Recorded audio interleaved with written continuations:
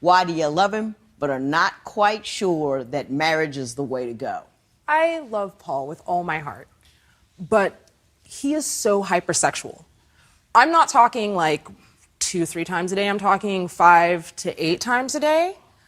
Also, he's just sexually explicit in all the wrong ways. I had recently an uncle who got sick, and he was in the hospital, and he was not doing well, and so I was crying on the couch. Like, I was messed up about it.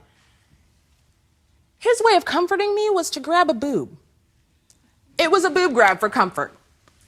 I tried to explain to him that that's not what I needed right now, and I just needed a hug and some comfort and to be told that it would be okay. But apparently that's not what he thought was the way to show affection in that case. Also, he does this thing where he subliminally implants words into conversation when he's talking to me. Now, how does he do that? So he'll be going along, having a very regular conversation, being like, oh, well, no, and everything's going great in sex, and then everything else. So he will implant the word sex or boob or any other word that he finds or deems, acceptable for the time into conversation, and we'll be out with people. We will be in public. We will be with friends. Hasn't done it around family. And he just blurts out sexual things. He tries to slide it in there. Like, he'll whisper it to only where I can hear it. Yeah. Mr. Branham? Yes. How you doing? I'm well. How are you, Judge? I'm doing fine, thank you. First of all, you are who you are, and I can't get mad about that. We gotta try. Is she exaggerating your sexual drive? No. That's what it is. That's what it is. Do you try to slip in sexual words in the middle of a conversation to give her ideas about what you would like her to do? Big deal, boobs. I mean, go into the store and boobs, and we'll get some milk, and then maybe we'll get some eggs and boobs, and we'll go. This guy is really weird. That's just the truth. He's already talking and adding boobs to his conversation. Boobs, da. First of all, you see somebody with this kind of mustache and you're attracted to him. This mustache should have signaled you that this guy is not normal, man. Anybody that you see having this hanging mustache that looks like someone out of a cabin biscuits, you know that this guy is really not normal. And now you can see him doing exactly what his so-called girlfriend, is talking about in courts, boobs. What's that about? But let's continue though. Go home and make some dinner boobs. Do you see what do you do for a living? I make men's grooming products. You make men's grooming products. You got a very nice mustache Yes, there. thank you. Do you make mustache wax too? I make mustache wax and beard oils and pomades and And everything are a man you a needs to look good salesman? and smell good. Yes, I am. Well, you're probably good too. You do well, don't you? I do, yes. Yeah. He got that personality. He's got that personality. Now, let's talk about when her relative wasn't feeling well. Did you really feel that a boob grab was an appropriate response to yes, I did. concern? Yes. Well, you see, I look at it as a pleasant distraction. You're feeling upset. You can't really quite get your mind off of this unpleasantness. Little boob grab, see where it goes. Then you're not thinking about it so much. You're not so sad. You have some distance from the problem, gain a different perspective. Head's a little bit clear. It's... Okay. Mr. Branham, you say that oddly enough, Ms. Robertson treats you like a child. Explain that to me. Well, I've got a really bad sweet tooth. It's something that I've dealt with for a long time. I eat candy like it's going out of style. And we were staying with my grandparents one time. My grandma had made a big batch of cookies. I love my grandma very much. I love my grandma's cookies. I hadn't had them in quite some time. So, needless to say, I went a little bit buck wild on the cookies. I had maybe 8 or 10 or 12 or 14 cookies. I'm not really sure. I went to reach for the next cookie, and she says, much like a mother would, don't you do it. Not one more cookie. You had too many cookies. And I'm like, well, I'm a grown man. I can have as many cookies as I want. I don't really see what the problem is. She's like, no, you have too many cookies. You're going to get diabetes. I'm not going to let you get diabetes. I love you, blah, blah, blah. So, reach my hand in the bag. She's telling me no, don't do it. Pull the cookie out, look at her, and I get ready to take a bite, and she reaches up and smacks it out of my hand. Just straight smacks the cookie out of my hand, and then before I can pick it off the ground, she stomps on it like a cigarette. Crushed my cookie into the bricks. My cookie that my Mrs. grandmother Robinson, made for me. She crushed it into the bricks. He is a grown man. Well, while he has like good explanations for some of his actions, like the boob grab was a distraction, you know, and he kind of like has a sense of humor, you know, and it's attractive to people that is attractive to. It's funny. The guy is funny, but the guy is a little bit weird. Now, talking about the cookies, everything about the cookies seemed to be, you know, the lady is concerned, and him, in as much as he's an adult, of course, you're supposed to find a way to know your limits, put restrictions and things. You know that you have a sweet tooth and you are still eating without any gauge. You know, you're not gauging your eating habits. You're not rationing your food or rationing how many cookies you're taking. Now, the part where I'm concerned about is where he said, "My cookies, my grandmother made for me." Like, that's kind of like almost like it's childish statements in the whole conversation he's having. That's just my opinion, though. I don't know what you think about that, but it sounds so corny, you know, to just hear that my cookies my grandmother made for me. Yeah, she smashed it on the ground and stuff. But let's go. My cookie that my Mrs. grandmother Robinson, made for me. She crushed it into the bricks. He is a grown man, and if he wants to eat a half a bag or an entire bag of cookies, why do you feel the need to stop him? This was directly after he'd said, wow, I really need to stop eating so much sugar, and wow, I really want six-pack abs for summer, and I really want this and that. And I'm like, well, don't eat 12 cookies. Yeah. He told me he told me. He's like, you know, if you see me eating too many sweets, let me know. I let him know. Mean smack it out of my hand? But I let you know, didn't I? Mr. Brown, we're not supposed to be touching one another in anger. We learned this in kindergarten. Hands to ourselves unless we're being kind to one another. And it's rude to step on a cookie.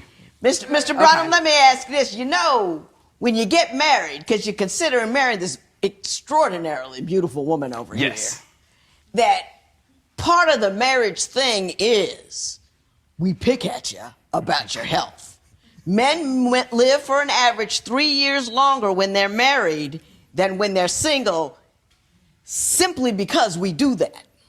I bother my husband about his high blood pressure pills. Why do you wait till the bottle's empty to tell me you need more?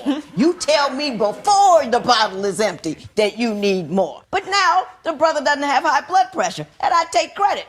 All right. So all I'm saying is, you have the right to eat as many cookies as you want to. But if you get married, you're going to hear about it. That's all I'm putting out there for you. All right. You two see, I like you people. I do. Ms. Robertson, you say that Mr. Branham is an unpleasant drunk. Oh, no. No. I'm the unpleasant drunk. She's the You're the unpleasant unpleasant drunk. My bad. I've got a tiny little liver. She's the nasty drunk. Tell me how much she drinks and what she does when she's drinking. It's not that she drinks a lot. It's that she will drink liquor without having eaten any food. Uh-huh. And so that liquor hits her real fast, and then she gets kind of saucy.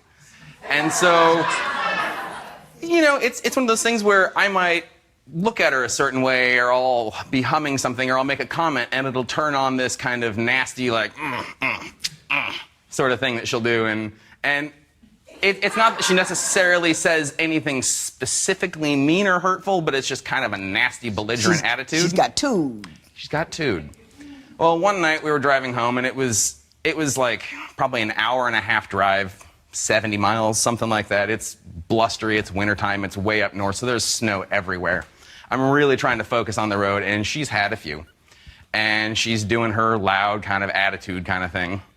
And I'm just not really having it. I need to focus, so I turn the radio on. And I turn it up kind of loud, because I just don't want to hear what she has to say. Well, she knew the words to the song that was on the radio. She started singing them at the top of her lungs. So I turned the station. She knew those words also. And I turned the station again, and she knew those words. And so I just started punching the dial until I found static, thinking, okay, I'm going to turn the static up, and this is going to be fine. I'm just going to listen to static for another hour. She started singing to the static, harmonizing, just, ooh, ah, just making up music and songs to go along with the static. So she's not an angry jump. She's just She's an obnoxious drunk. We came, obnoxious drunk. Ms. Robertson, he and I came to the same word together. Do you think that maybe that is an accurate description of you in an inebriated state? Well, I want to say that annoying is a good word. Obnoxious might be pushing it a little on his half. But yes, I'll say that I'm an obnoxious drunk. I will take credit for that. Ms. Robertson, you say that Mr. Branham likes cats more than he likes you. Lord. No, he doesn't like cats. He loves cats. He loves cats. Our two cats. Like, What are their names? Smokey and Matthew. Smokey and Matthew. Do we have a picture of Smokey and Matthew? We have pictures of, yep. That's Matthew. That's Matthew. Why do you find his attraction to cats beyond normal? He's made us late because the cats will be sitting in his lap sleeping like cats always do. And he won't get up. That's Smokey. That's Smokey. He won't get up because they're asleep and they're too happy and they're too at peace. And so he's made us up to an hour late being places because he waits for them to wake up out of their cat nap. Mr. Branham, cats sleep when they want to. You wake them up, they leave, they go back to sleep. They're fine. I know, but, a cute little kitty crawls into your lap and puts their belly in your hand and expects you to rub their belly. It's, you're kind of obligated to rub their belly. Oh, listen, cats are hangsty. They do what they want to. They couldn't care less. You know what I mean? But then again, I'm a dog person, so I don't know. I like dogs too, but unfortunately, my cats are like dogs. They're not the kind of cats that just do whatever don't they care want. Because they do have an attitude. They've they're got all kind of kinds like of attitude. They're there at the door when I come in. Really? They demand attention. They need their food right then. They need their bellies rubbed. They need their heads scratched. Sounds like Do children. they need that or do you need that? No, they need that. if I don't take care of those needs, they will let me know. They will make noises. They'll knock things over. They'll come and sit in my lap and flip their leg up and put their belly into my hand. Yeah, so It's known that this is what I'm supposed to do. okay, I got you. I mean, we all have obligations in this world. My obligations just include cats. Well, I don't have any pets, so I can't really speak for him, but I think the cat thing might be a little too much. I understand that everybody kind of has that passion, that emotional attachment to their pets, but for the fact that the cats are the reason why you are late, I think that might be just too much. It might be a bit excessive, And just tell me what you think. If you have any pets, tell me. I'm sure you might understand him better. But tell me what you think. Do you think he has an excessive emotional attachment to his cats? Well, let's continue. You wrote something here that I don't understand. It's something about him screaming at children in the ice cream line. Could you explain that to me? And then we'll go on to the compatibility test and move on from there, but I did need to understand that. Yeah. We went to his friend's wedding, and this is when this was our first trip together. We'd been together maybe 4 or 5 months. He's like, hey, come to my friend's wedding up in Washington, where I'm from. Okay. We're on a road trip. We get there, and we're hanging out with one of his friends, who is now one of my good friends, and we're in an ice cream shop. Of course, there are children in an ice cream shop. They're throwing a ball. They're having fun. It's summertime. This one gets livid and starts mumbling under his breath about, well, kids can't be doing this in places like this because it's a public place, and they're going to hit somebody with that ball. He didn't throw boob in there, did he? He may as well have. But it gets to the point where he's yelling at these kids. He's like, you can't do this in here. You need to get out of here. And then he turns to the parents, and then we're ushering him out of the door because he's about to get stuff thrown at him or hit with a bag or any of these things. Mr. Branham, did you get upset in the ice cream shop because the children were acting up? I call them like I see them. Mm-hmm. If you're acting wrong, I'm going to tell you that you're acting wrong. Now, I understand it's an ice cream shop. It's a place that's geared towards families and children, and, children are, jovial and all that. But throwing balls in a food establishment is just poor behavior. I don't care if you're 5 or 25 or 55. It's just poor behavior, and it's poor parenting because the parent should have had better control of their children to teach them not to throw the ball in the shop. Okay, Mr. Branham, I find you odd. Yes. You're not the first judge. I find him weird. Odd and weird. Synonyms. I find him weird, Judge. But you are absolutely right on that point. I think we as parents in this generation have dropped the ball. I could no more throw a ball or act up in an ice cream shop than the man in the moon. My parents would have given too much of the making Johnny happy. Johnny don't need to be happy all the He's not a time. special snowflake. He ought to be glad he's getting any ice cream at all. He didn't need to behave himself. Sit down. Exactly. Quit bothering the other patrons. I'm with you on that one, Exactly. Mr. Now, I wouldn't have said anything, but I'm with you. I have no shame. That's just what it comes down to. I have no shame. Well, you don't have any boundaries, is what you don't have. This is also true. I think that's what everything that has been said about you between the sex and the cats and the anger, all of that indicates, and the cookies that you couldn't stop eating. You have no boundaries, This is and true. so everything you bubble over the top of everything, which is probably annoying the crap out of her. I want to say one thing seriously, though, that concerned me about your compatibility test. In your compatibility test, you mentioned the word anger 3 times with respect to him. You want him to stop being angry. You need to control his anger. One of the things that really bothers you about him is how frequently and how angry he gets. And you in your papers didn't say anything about having an anger issue at all. And normally when something is so prominent to one party, at least the other party has an inkling that he may have an issue there. Do you think you have an anger issue? I don't really think that I have an anger issue. I think that most of society has an issue tolerating things, is what it is that people are too tolerant in society of bad behavior, and they're not tolerant enough of people calling out bad behavior. Uh-oh, Mr. You know, the funny thing about this is that this guy, in as much as it's weird, he has this, I will call it like almost like a Kanye West syndrome, where it's not like it's outrightly, he has a sides, but he just does things a little too excessive. You know, like George Lintola called him out on. He said that you don't have any boundaries, which means that, of course, there are times where you speak up, there are times where you ignore, there are times where you just overlook things. But he tends to do it over the top sometimes. So this one that I'm talking about anger issues, I wish it was in the context, or maybe they'll throw more light to the context to which he shows his anger.